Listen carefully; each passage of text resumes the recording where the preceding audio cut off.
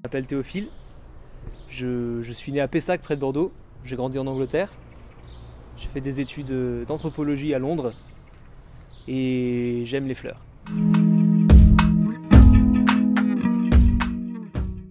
Le noviciat c'est plutôt une école de ponçage.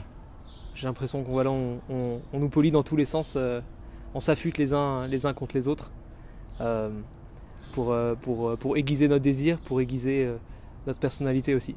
J'ai envie de dire que ça m'a rétréci, mais c'est pas un terme très spirituel. Et oui, j'ai l'impression de sortir plus petit, avec plus de place pour ce qui advient.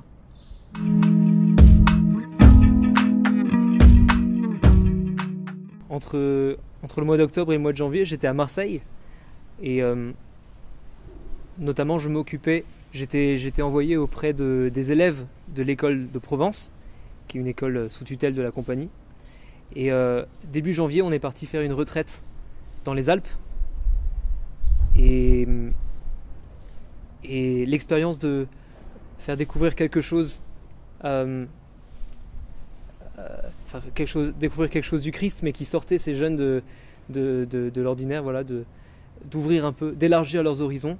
Ça a été une extraordinaire expérience pour moi, d'être le témoin de cet élargissement, d'être le catalyseur, mais surtout de ne pas être le gourou, voilà, d'être un intermédiaire pour le Christ et de sentir l'opportunité de s'effacer.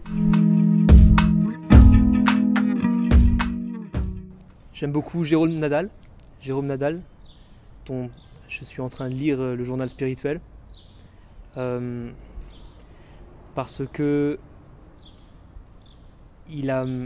alors qu'il était déjà un homme mûr, il a décidé de se mettre à l'école de gens qu'il prenait un peu de haut auparavant, qu'il méprisait un petit peu, et puis de réfractaire, il est devenu le grand serviteur d'Ignace, le grand serviteur de la compagnie des exercices.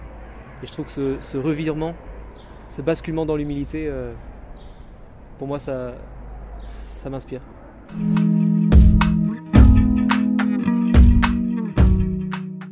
Mon dernier fou rire au noviciat, un de mes conovices excelle dans l'art de nous faire rire quand il imite par exemple Salvador Dali. Il nous a dit que Jésus n'était pas du fromage, mais des montagnes et des montagnes de fromage. Ça m'a beaucoup fait rire.